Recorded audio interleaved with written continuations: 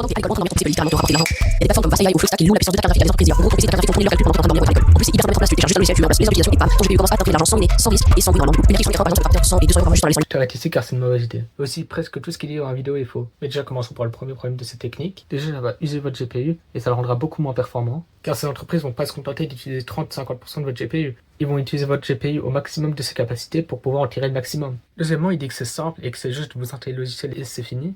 C'est bien plus compliqué que ça. Il vous faudra installer Linux et configurer votre routeur pour laisser les gens rentrer dedans. Car comment ça fonctionne, c'est que des gens vont venir utiliser votre GPU à travers votre connexion. Et si c'est mal configuré, vous pouvez facilement vous faire hacker.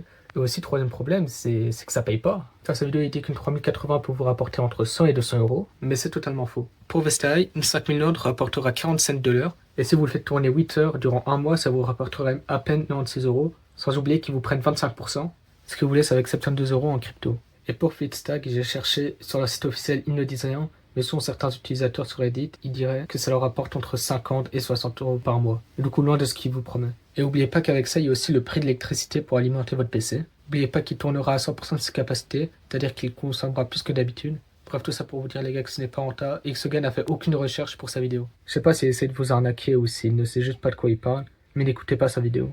Mais bon, car sa vidéo a fait plus de 100 000 vues, j'avais quand même envie de prévenir les gens, pour éviter que des personnes tombent dans le piège.